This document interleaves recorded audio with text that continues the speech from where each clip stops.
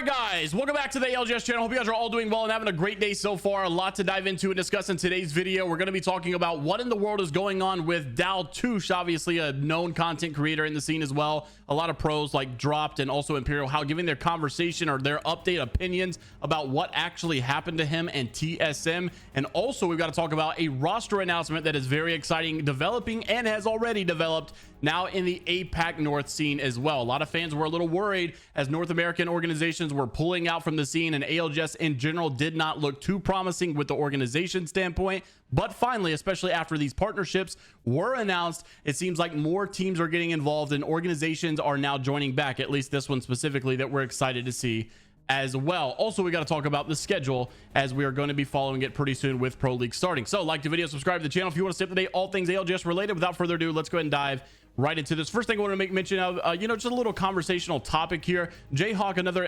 ALGS YouTuber, obviously put out earlier that the comp Apex scene has so much untapped potential in terms of content, and it's unbelievably true. I said the exact same thing, and even Berno had also said it blows my mind how the orgs, coaches, and players do so little in the realm of content. You see like like Optic Gaming and stuff in the Call of Duty scene, and they are just constantly pumping out content, and I feel like that's the way it's supposed to be. And in COD, you have Optic as this golden standard of an organization that you want to get to, because it's not necessarily about just being a pro player. When you get there, your career is kind of made, like your content just blows up, social media blows up, and in general you become a lot more sustainable in the streaming world, because that's the way that it's supposed to be. Like, you're supposed to be able to just go and get your social media platforms blew up like that. But for Apex, you could be a big pro, you could possibly even win the world championship, I would say, and then maybe just fall off the face of the earth in the next couple of years, and everybody forgets about you because you're not really growing your platforms, you're not growing your stream or anything like that. So in terms of content, what are some things that you guys would like to see? I personally have thought about doing a little watch party myself, but I think it would also be cool to get a couple of YouTubers or even just fans or tier 2 players in general and start some form of like a show, like a the flank type of show or podcast kind of thing, where we talk about the Pro League matches, the results, the schedules, and everything like that. So interested to see what your conversations are down below about that, because I'm interested in maybe starting some other stuff as well. Also wanted to mention the schedule. So Minus Tempo had actually put together a really neat visible schedule that you could see all in one, which I thought was pretty neat here. It not only shows CC events, scrims, but it also shows the Pro League matches themselves as well. So really neat. It's like more of a visible schedule. So we are starting back scrims tomorrow, Wednesday, January the 3rd, and you can see this is going to be Group A versus B. So it seems like they're going to go ahead and start practicing out all of these groups as well, which I'm very, very excited about here as well. So theoretically, this should be TSM's group going up against Optic Gaming's group and League of Legends, Dark Zero, all that stuff. So should have a really good scrim set tomorrow. And then they're basically not going to be doing scrim signups. It seems like they're going full-blown Pro League scrim. So they're going to have all these groups here, and then so you will not see Group C play tomorrow, theoretically, if they actually follow through with this format. And then Thursday, you will not see Optic Gaming and League of Legends, Dark Zero play. You're going to be seeing Group A versus C. So they are going to be doing actual scrims of actual sets of the actual groups. And then obviously going into the 21st of January, you will see your very first matchup with Group A versus Group B going into that Saturday. Then the following Saturday and Sunday, you'll see more group plays as well. So once again, these groups should look something similar to this right here. It's not necessarily a foolproof plan, and of course some things have changed with Sweet's team possibly going to Group C with the Stallions, is what it seems like anyways. So TSM should be playing up against the Optic group tomorrow, and then you should also see the League of Legends team in that, Dark Zero, Complexity, many others as well. So very excited to see this. And then Group C, though, probably the overall most stacked one out of all of this. We've seen Xset, Furia, Stallions, Moist, and it just seems like the Dojo, Yanya's team with former LG. Group C is going to be an absolute hectic battle, and every single time that they play in a match, it's going to be very, very even, I think. I don't think you'll see a top-sided or heavy-sided one at all. Now, we also saw in this same calendar that not only is it going to be just this Pro League stuff, but you will see oversight scrims for Challenger Circuit as well. And so he said there's going to be a full announcement on the 5th about this. So really excited stuff to see Minus Tempo getting into that tier 2 scene as well and continuing their support. Also got to mention a very prominent roster announcement going into the APAC North scene for Pro League. Crazy Raccoon has decided to join back into the Pro League for ALGS Year 4 after parting ways with their roster recently. We saw the news with Parka and all that stuff, and I think it's like mandatory military stuff going on. However, you also see that Ganbare Otusan is going to be the team that is going to be replacing on this organization. And I feel like this roster, I really love that they've stuck together. You've not seen roster changes here. These guys have played with each other for a very long time. And then you see their results as well. In the Split 1 Pro League, they got 8th place with a $4,000 prize. The Split 1 playoffs, 12th place and $15,000 in that as well. Pro League for Split 2, they got 3rd place. And then Split 2 playoffs, they got 12th place. So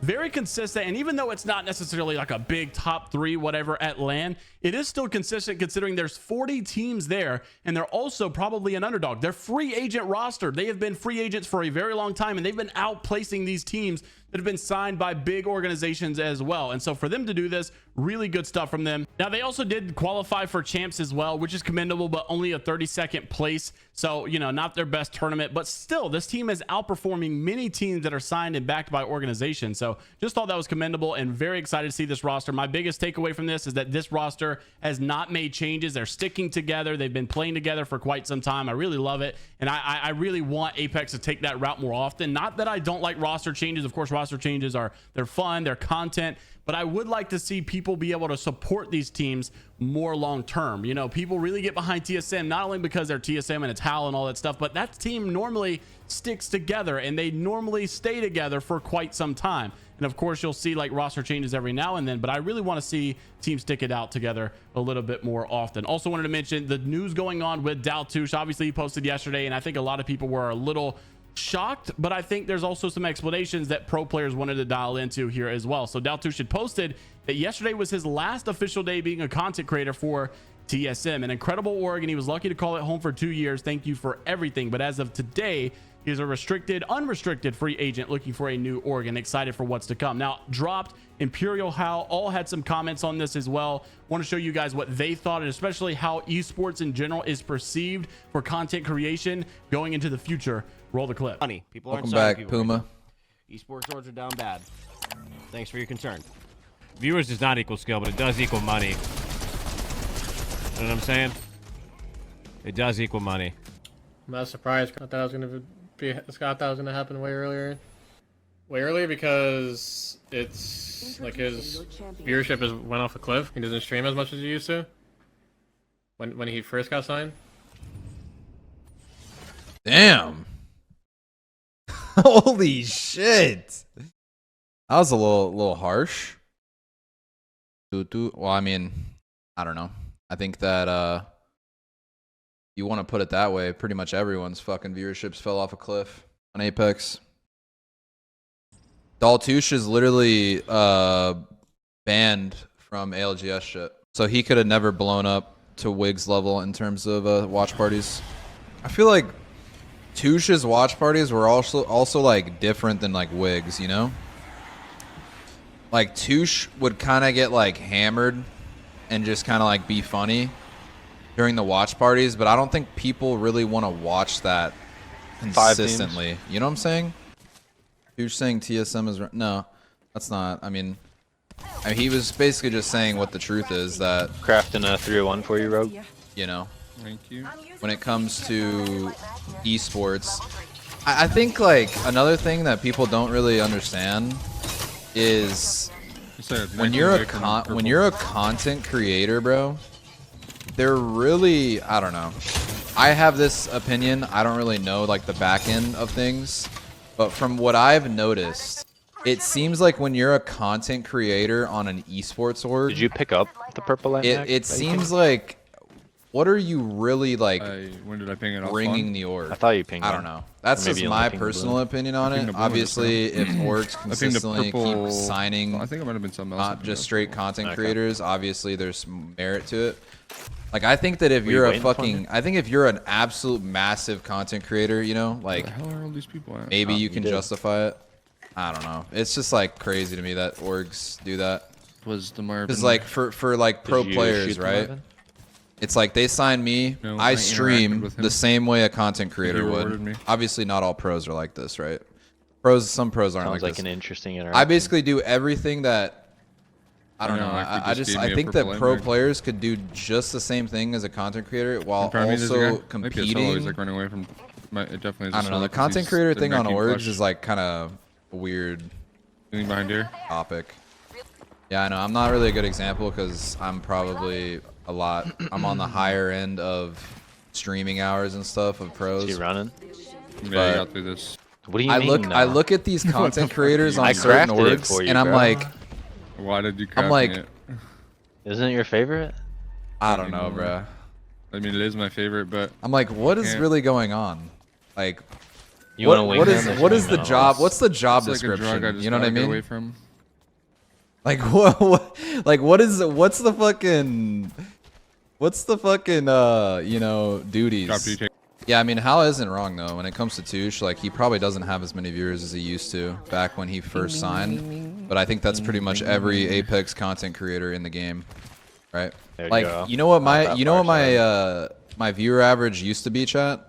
I You think just smash him? at one point I was averaging If I were those players in zone, and I was path out of zone. 2.5k. I was averaging like 2.5 Odds or are I would 3k path this viewers way. at one point. Now I average about 1,000.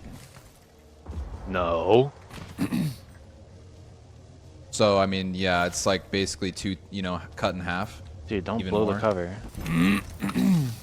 I mean, Apex has just gone through a downswing in viewership, but at the same time, natural with all games. We just gotta kind of hope that it picks up again. Hey. You know, they start releasing stuff people are happy with.